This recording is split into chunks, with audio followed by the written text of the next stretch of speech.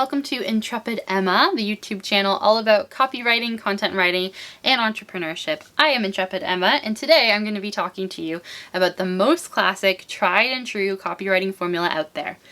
AIDA, also called Ida, because I consider her my friend. I'm constantly using her.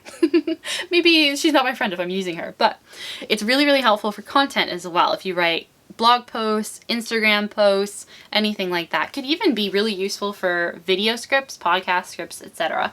So stay tuned, we're gonna get right into it. All right, so what does the A in IDA, or AIDA, stand for? The first A. It stands for attention. So think of what comes first usually. Whenever you're writing anything, it could be a headline or a title or just the initial piece of text that's meant to intrigue someone into reading more. So for example, on Instagram, a piece of content, generally speaking, you're using it for content, you'll start with a couple of words and then you'll see read more. And you want to make sure that that's attention grabbing so they bother to hit read more, right? So this is one way that this is super useful. What is attention grabbing? Generally speaking, it can be divided into specificity. So it could be things like numbers, it could be specific dollar amounts, it could be the number of days, etc. Urgency, so things like last chance. So that way anyone who's been waiting to invest in that fabulous pair of jeans in a sale sees a last chance and they realize, oh, it's now or never, I gotta do it. So that's another important motivator, is urgency. The next is emotion. Anything that's really emotionally captivating, especially depending on your ideal reader or your ideal client. That may be the most interesting thing to them. Is something they know is heartwarming, or maybe will make them cry, or maybe makes them a little bit scared. Think about what you're doing for them, right? Like, are you still giving them something of value? So that's why any sort of negative emotions may feel a little bit inauthentic to you. That's up to you and your personal guardrail. But you can also kind of, like in an email, for example, you can make them think, I don't really think that's negative, but I'm curious, right? So you could say something like, what Annie did. Did you hear what Annie did? So it kind of sounds like, oh, what did Annie do? Did she do something bad? But at the same time, they know it's not dangerous to them in any way. And it could very well be that they open it up and they discover that what Annie did is she made $1 million last year, and you're just going to talk about why, right? So think about that. You don't want to be too negative in a way that feels inauthentic, but negative emotions are also very compelling. So you've got to kind of find a balance there.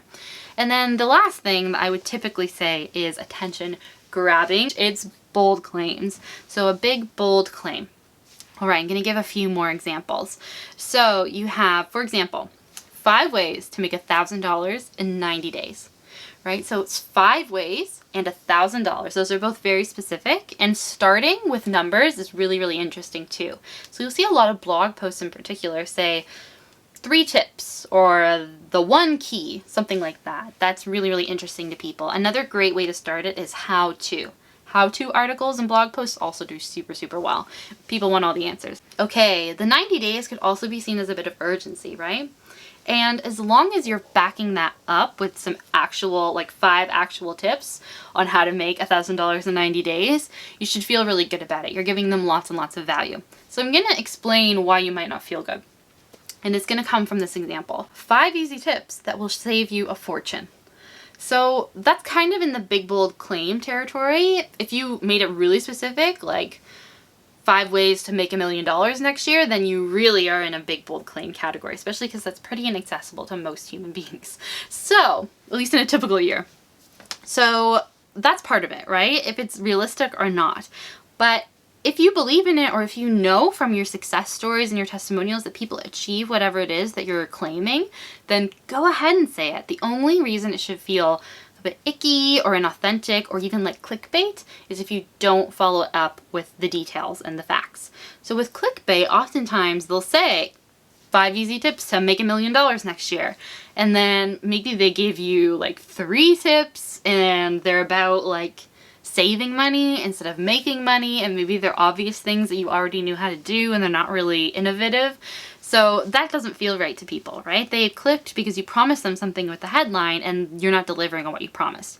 But if you're a purpose-driven, heart-centered entrepreneur, like I know you are if you're on this channel, then you're going to only promise things that you can deliver. And I bet you can promise some things that are pretty bold and pretty big claims, because you're probably in this because you have a really unique perspective. You really believe in your clients. I bet you there's at least one thing that you can make a big, bold claim about that you know you can deliver on. So use that, put that out in the world, show people that what they desire is possible as long as you know that it is. The next part of AIDA is I, for interest. So you usually have 8 seconds to maintain someone's attention on a web page. 8 seconds is actually not as short as you think, right? So if you actually counted 1 Mississippi, 2 Mississippi, right? You have quite a bit of time actually in terms of skimming through text. But on Instagram or Facebook, it's even less. So you don't want to waste any time, right? You want to go from attention to one more thing that will just pique their interest and tell them, yes, I'm going to keep reading. Yes, I made the right decision by clicking read more, right? So interest can be broken down into a few different things. I'm going to grab my notes to make sure I'm giving you absolutely everything. All right. So you can acknowledge their pain, right? Validate their pain. So you can say something like, you're feeling overwhelmed every day. When you wake up in the morning, you're already thinking of your to-do list that has 18 different things on it or 100 different things on it. So you're acknowledging them for either their pain or their dissatisfaction. Depending on your ideal reader, it just may be that they're a little bit dissatisfied with an aspect of their work or career, whatever is relevant to them and your area of expertise, what you can help them with. So you could say you are, or are you is another way to phrase it. So you can just put their pain points as questions, right? And there's something really beneficial to that. That is that a question needs typically, and with pain points, it'll be a yes or no answer. So are you feeling overwhelmed because you have a to-do list of 90 different things that you never seem to get done? Yes or no? And every time they say yes, they're self-identifying as your ideal customer, right? Because you're only speaking to the pain that your ideal reader or customer has. And they're saying yes. Every time they nod is a silent close.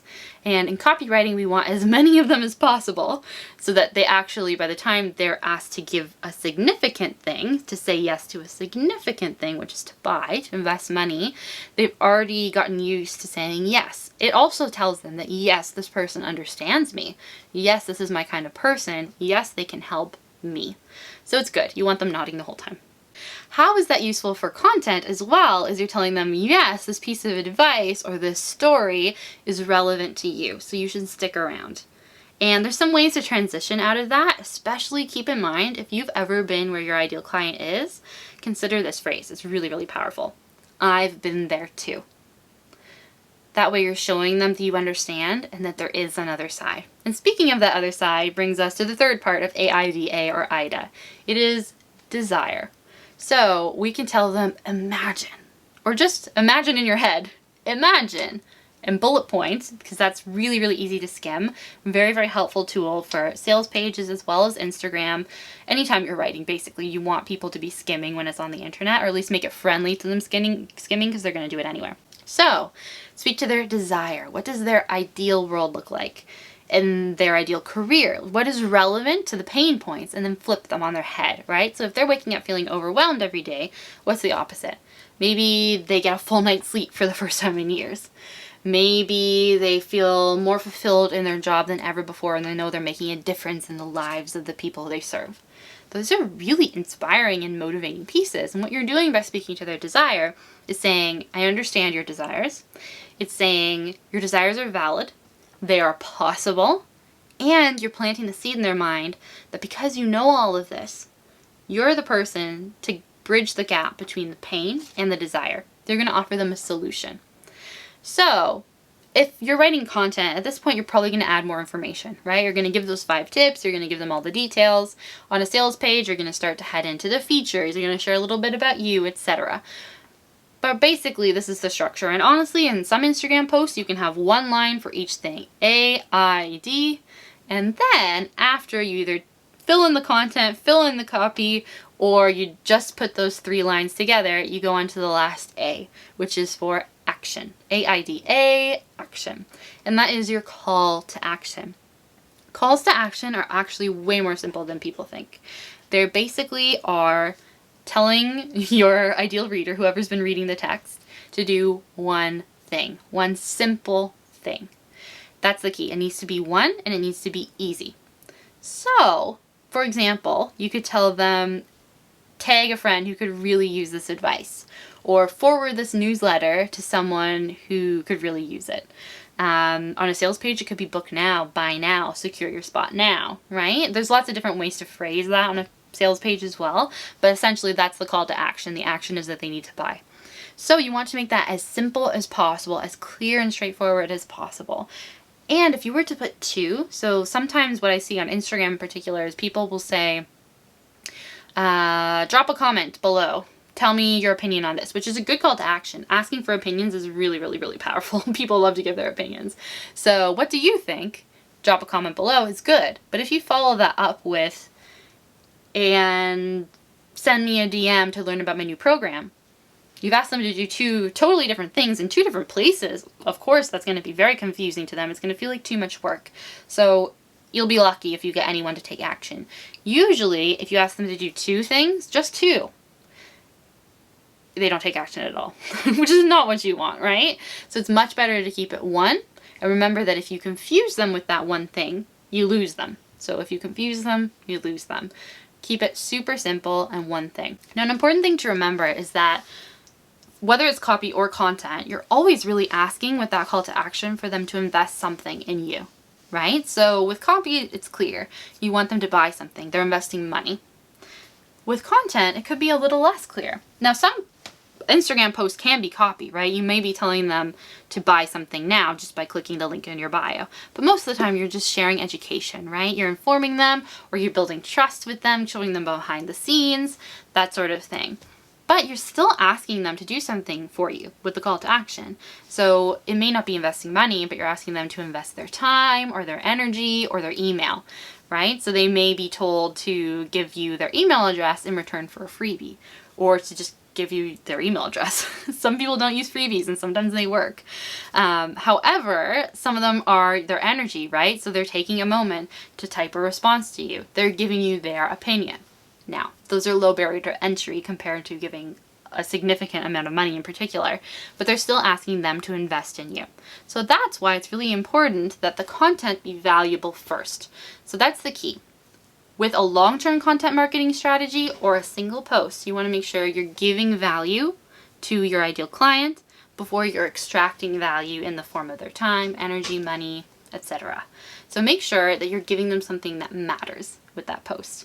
It can be short, it can be sweet, it can be something that's super familiar and easy for you, but that you know your ideal reader doesn't know yet. It's something that they want to learn, and you're the greatest person to share it with them. So don't let that freak you out either. Don't worry about it needs to be the best thing in the world. If you do kind of get paralyzed thinking, I need my writing to be amazing, I need to make sure that my content is inspiring, and it kind of freezes you, and you kind of develop a fear of the blank page, I have a video specifically about that fear of the blank page and that paralysis. So I would recommend checking that out if that's something you struggle with. But overall, I just want to say, don't worry about it being the best thing ever. It's also an opportunity to practice because it's low risk for you and for them, right? You can always create a different social post tomorrow. You can ask them to take a different call to action tomorrow, right? They may not even remember a few days down the road. Whatever it is, that's the best place to really try it out, is somewhere like Instagram, or even better, stories. Instagram stories, because they disappear in 24 hours. And if you really needed to, you could delete it, right? You can curate your feed. Blog posts are another good way to practice it, and all of that practice is really useful when it comes to a copywriting piece, so a sales page, right?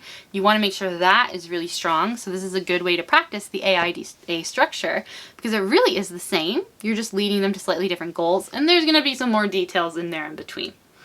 All right, I hope that's really, really helpful. I'd love to hear how AIDA works for you. I would love for you to tell me if you use any one of these pieces: the first A, attention, the I for interest, the D for desire, or the call to action tips in any piece of writing. So tell me, what did you write with A, I, D, or A? Okay, Thank you for joining me on the Intrepid Emma YouTube channel. Show up again, subscribe, give it a thumbs up if you love tips on copywriting and content marketing for entrepreneurs. I'll be so happy to see you again. Thank you for joining me today. I'll see you next time. Bye.